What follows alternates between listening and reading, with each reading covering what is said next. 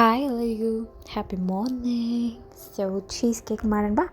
Cheese ಕೇಕಿಗೆ first ಒಂದು packet of good day biscuit ತೊಗೊಂಡು ಮಿಕ್ಸಿಯಲ್ಲಿ ಗ್ರೈಂಡ್ ಮಾಡ್ಕೊಳ್ಳೋಣ. ಗ್ರೈಂಡ್ ಮಾಡಿದ ಮೇಲೆ ಸಾಲ್ಟೆಡ್ ಬಟರ್ ತೊಗೊಂಡು ಸ್ವಲ್ಪ ಅದನ್ನು ಮೆಲ್ಟ್ ಮಾಡ್ಕೊಳ್ಳೋಣ. ಮೆಲ್ಟ್ ಮಾಡಿರೋ ಬಟರ್ನು ಮತ್ತು ಬ್ಲೆಂಡ್ ಮಾಡಿರೋ ಬಿಸ್ಕೆಟ್ನು ಒಂದು ಮಿಕ್ಸ್ ಮಾಡ್ಕೊಳ್ಳೋಣ. ಮಿಕ್ಸ್ ಮಾಡಾದಮೇಲೆ ಇದೇ ನಮ್ಮ ಚೀಸ್ ಕೇಕಿಗೆ ಇರೋ ಬೇಸ್ ಲೇಯರ್, ಕೆಳಗಡೆ ಲೇಯರ್. ಸೊ ಅದನ್ನ ಹಾಕಿ ಬೌಲ್ಗೆ ಹಾಕಿ ಫ್ರಿಜ್ಜಲ್ಲಿ ಇಟ್ಬಿಡೋಣ. ನೆಕ್ಸ್ಟು ಚೀಸ್, ಇದು ಸೆಕೆಂಡ್ ಲೇಯರ್.